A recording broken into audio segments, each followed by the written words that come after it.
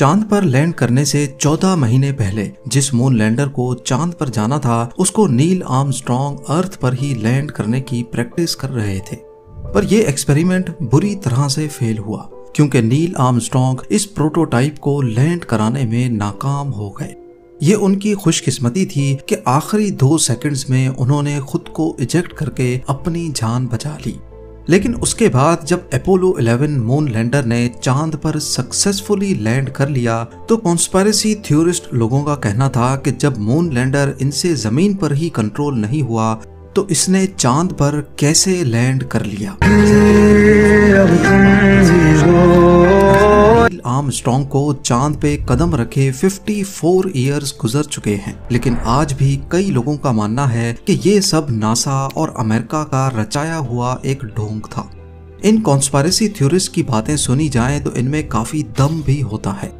ये काफी लॉजिकल बातें करते हैं जिनको सुनकर एक आम इंसान ये सोचने पर मजबूर हो जाता है कि क्या वाकई कहीं अमेरिका ने हमसे झूठ तो नहीं बोला था। क्या ये मून लैंडिंग्स किसी वीरान रेगिस्तान में तो शूट नहीं की गई थी। अब ये कोई इत्तेफाक है या फिर साजिश, पर ये थ्योरीज हर कुछ अरसे के बाद दोबारा से जिंदा होने का कोई ना कोई बहाना ढूंढ लेती हैं। जैसा कि 2002 में मून लैंडिंग्स को फेक समझने वाले बार्ट सिबरल नामी एक शख्स ने जब अपोलो 11 के एस्ट्रोनॉट एडविन बज एल्ड्रिन से मीडिया के सामने कुछ उल्टे सीधे सवालात पूछे तो एल्ड्रिन को गुस्सा आ गया और उन्होंने बार्ट सिबरल के मुंह पे पंच दे मारा। ये वो पॉइंट था जब मून लैंडिंग्स के खिलाफ थ्योरीज एक बार फिर से गर्दिश करने लगी। लोगों का कहना था कि चांद पर दूसरा कदम रखने वाले बज एल्ड्रिन को शायद कॉन्स्पिरेसी थ्योरिस्ट का सच कड़वा लगा था, तभी उनको गुस्सा आ गया।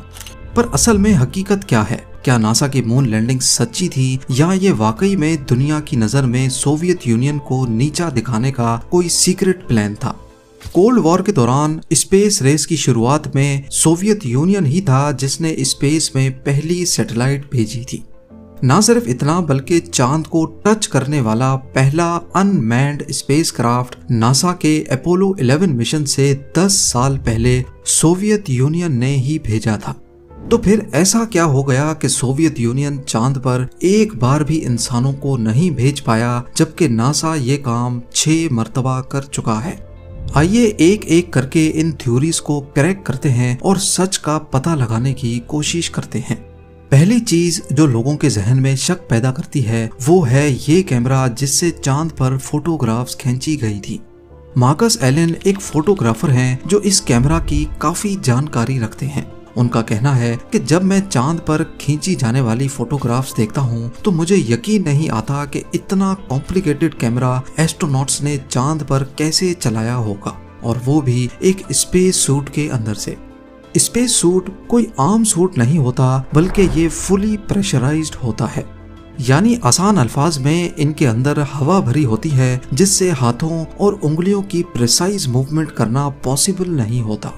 कॉन्स्पिरेसी थ्योरिस्ट रैल्फ रेनी ने एक एक्सपेरिमेंट करके दिखाया जिसमें उन्होंने एस्ट्रोनॉट के ग्लव्स पहनकर हाथ को एक कंटेनर के अंदर डाला। पहले तो वो अपने हाथ और उंगलियों को फ्रीली मूव कर पा रहे थे, लेकिन जैसे ही उन्होंने उस कंटेनर में से कंप्रेसर की मदद से सारी हवा बाहर निकाल दी तो ग्लव्स अकड़ गए। इस वैक्यूम चैम्बर में हाथ को मूव करना अब काफी मुश्किल हो चुका था। उनका कहना था कि इस कंडीशन में किसी कैमरा के ट्रिगर को दबाना या फोकस सेट करना पॉसिबल ही नहीं है। अगर वाकई ऐसा है तो चांद पर खींची जाने वाली ये यादगार तस्वीर इतनी शार्प और परफेक्ट कैसे हैं? एरोस्पेस इंजीनियर जे विंडली का कहना है कि चांद पर जिस कैमरा से एस्ट्रोनॉट्स ने फोटो खींची थी वो हैसलब्लैड 500 EL कैमरा था, जिसको खास तौर पे लूनर मिशंस के लिए मॉडिफाई किया गया था। ये एस्ट्रोनॉट्स के सूट के साथ स्लाइड करके अटैच हो जाता था, जिससे कैमरा को हाथों से पकड़ कर रखने की जरूरत नहीं थी। इसके अलावा इस कैमरा में शटर का बटन भी काफी बड़ा रखा गया था ताकि वो एस्ट्रोनॉट्स के ग्लव से आसानी से दबाया जा सके, और फोकस रिंग को भी ऐसे मॉडिफाई किया गया था ताकि वो अकड़े हुए ग्लव से भी रोटेट किया जा सके। क्योंकि स्पेस सूट के हेलमेट में से वो ज्यादा राइट लेफ्ट या ऊपर नीचे नहीं देख सकेंगे। इसी वजह से एस्ट्रोनॉट्स ने पहले अर्थ पर ही इस चीज की अच्छी खासी प्रैक्टिस की थी ताकि चांद पर वो बेहतरीन फोटोज कैप्चर कर सकें। इन बेहतरीन फोटोज में भी कॉन्स्पायरेसी थ्योरिस्ट ने एक गलती पकड़ ली, लूनर शैडोज। अमेरिकन रॉकेट डायन कंपनी के एक फॉर्मर हेड का मानना है कि तस्वीरों में दिखने वाले शैडोज इस बात का सबूत है कि हम कभी चांद पर गए ही नहीं थे। उनका कहना था कि चांद पर खींची जाने वाली कई फोटोज में जो शैडोज नजर आ रहे हैं वो एक दूसरे से पैरेलल नहीं है। जिस वक्त अपोलो 11 के एस्ट्रोनॉट्स चांद पर मौजूद थे उस वक्त लाइट का सोर्स सिर्फ सूरज था, तो यहाँ पड़ने वाले शैडोज को भी एक दूसरे से पैरेलल होना चाहिए था। इसी वजह से कई लोगों का मानना है कि ये फोटोज किसी स्टूडियो में आर्टिफिशियल लाइट सोर्स लगाकर खींची गई थी, क्योंकि लाइट जितना करीब होगी उतने ज्यादा शैडोज एक दूसरे से दूर होंगे। जैसा कि इस फोटो में अगर आप देखें तो लैंडर के लैंडिंग गियर का शैडो एक तरफ जा रहा है लेकिन एस्ट्रोनॉट का शैडो दूसरी तरफ।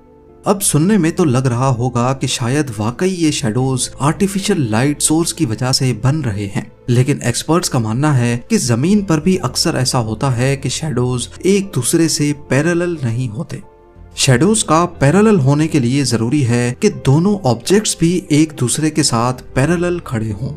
इसके अलावा अगर फोटो वाइड एंगल में खींची जाएगी तो उस सूरत में भी शैडोज पैरेलल नजर नहीं आएंगे, या फिर अगर सरफेस स्मूथ नहीं होगा तब भी शैडोज पैरेलल नहीं होंगे। एक और थ्योरी जो अक्सर कॉन्स्पायरेसी थ्योरिस्ट देते हैं वो है इस फोटो के बारे में। इसमें एस्ट्रोनॉट एल्ड्रिन लूनर लैंडर की सीढ़ियों से उतर रहे हैं और लैंडर की साइड पर सूरज की रोशनी नहीं पड़ रही, लेकिन फिर भी एल्ड्रिन अच्छी तरह रोशन दिख रहे हैं। तो क्या वजह है कि लैंडर का शैडो तो पूरी तरह ब्लैक है जबकि एस्ट्रोनॉट की बॉडी पर लाइट पड़ रही है? कॉन्स्पायरेसी थ्योरिस्ट मार्कस एलन का कहना है कि ये सिर्फ उसी सूरत में मुमकिन है अगर इन पर कोई दूसरी सॉफ्ट लाइट पड़ रही हो। बेशक चांद पर एटमॉस्फेयर ना होने की वजह से सूरज की रोशनी फैल नहीं पाती, लेकिन ये रोशनी जब चांद के सरफेस पर पड़ती है तो वो रिफ्लेक्ट करके बाउंस बैक करती है, जैसे फुल मून की रात हमारा अर्थ रोशन होता है। ऐसे ही इस फोटो में एस्ट्रोनॉट एल्ड्रिन पर पड़ने वाली बैक लाइट है जो चांद के सरफेस से रिफ्लेक्ट हो रही है। लाइटनिंग को लेकर ही बात की जाए तो अमेरिकन फ्लैग से पार होने वाली लाइट को भी शक की नजरों से देखा जाता है। कॉन्स्पायरेसी थ्योरिस्ट का मानना है कि अगर अमेरिकन फ्लैग की एक साइड पर सूरज की रोशनी पड़ रही है तो उसकी दूसरी साइड भी परफेक्टली रोशन कैसे है। असल में चांद पर जो अमेरिकन फ्लैग लगाया गया था वो नायलॉन का बना था और ये इस मटेरियल की खासियत है कि वो लाइट को आसानी से पार होने देता है। पर अगर चांद पर हवा ही नहीं है तो अमेरिकन फ्लैग को लगाते वक्त ये लहरा क्यों रहा था? अपोलो 11 के एस्ट्रोनॉट बज अल्ड्रिन का कहना है कि झंडे को चांद की जमीन में लगाने की प्रैक्टिस हमने पहले से नहीं की थी और जिस रॉड पर फ्लैग को लगाया गया था उसको हमें जमीन में गाड़ने के लिए ट्विस्ट करके नीचे की तरफ जोर लगाना था। क्योंकि चांद पर ग्रेविटी बहुत कम है, इसी वजह से एस्ट्रोनॉट्स को ज्यादा जोर लगाना पड़ रहा था और तभी झंडा जरूरत से ज्यादा हिल रहा था, जिससे देखने वाले को ऐसा लगेगा जैसे इसको हवा लहरा रही है। और दूसरी बात ये थी कि फ्लैग को पहले से ऐसे डिजाइन किया गया था कि इसके साइड पर तो अल्युमिनियम रॉड थी ही, लेकिन इसके ऊपर वाले हिस्से पर भी एक रॉड लगाई गई थी ताकि फ्लैग चांद पर मुरझा ना जाए। कॉन्स्पायरेसी थ्योरिस्ट और फेमस ऑथर रैल्फ रेनी ने मून लैंडिंग के बारे में एक ऐसा सवाल उठाया जिसको एक्सप्लेन करना अर्थ के एटमॉस्फेयर में पॉसिबल नहीं है। उनका कहना है कि जब एक ब्लोअर को मिट्टी या बेशक छोटे पत्थरों पर भी मारा जाए तो हवा का प्रेशर मिट्टी और पत्थरों को हिलाकर एक छोटा गड्ढा बना देता है।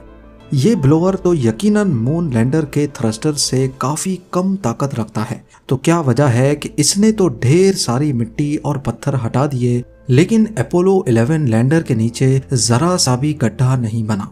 जबकि होना तो ये चाहिए था कि लैंडिंग के वक्त चांद की जमीन से उड़ने वाली मिट्टी इन लैंडिंग गियर्स को पूरी तरह ढक देती, लेकिन इस पर तो थोड़ी सी भी मिट्टी नहीं है।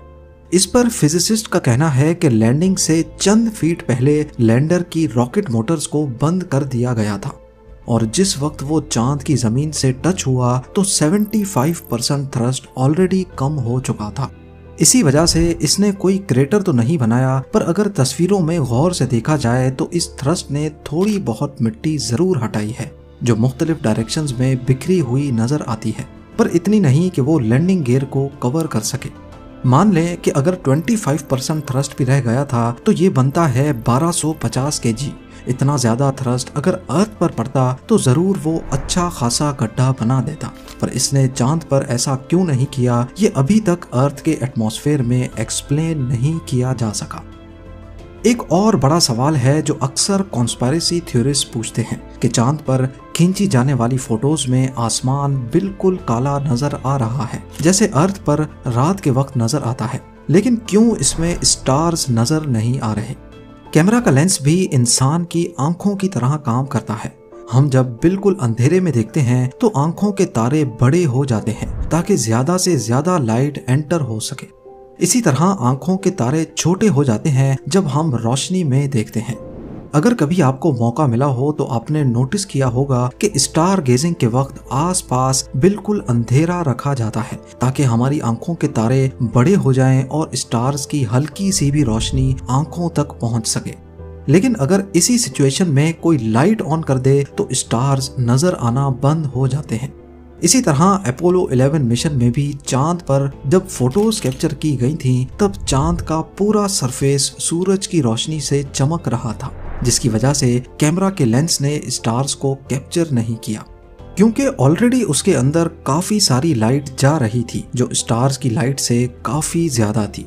उस वक्त चांद पर सूरज की रोशनी पड़ने के बावजूद भी आसमान काला इस वजह से था क्योंकि चांद पर कोई एटमॉस्फेयर नहीं है। हमारे अर्थ का एटमॉस्फेयर सूरज की रोशनी को फैला देता है जिसकी वजह से दिन के वक्त हमें आसमान ब्लू कलर का नजर आता है, पर असल में इस एटमॉस्फेयर के पीछे आसमान काला ही होता है। आपको क्या लगता है कि अमेरिका ने वाकई इंसानों को चांद पर भेजा भी था या नहीं? या अगर आपके जहन में कोई सवाल है तो मुझे कमेंट सेक्शन में जरूर बताइएगा। उम्मीद है जेम टीवी की ये वीडियो भी आप लोग भरपूर लाइक और शेयर करेंगे।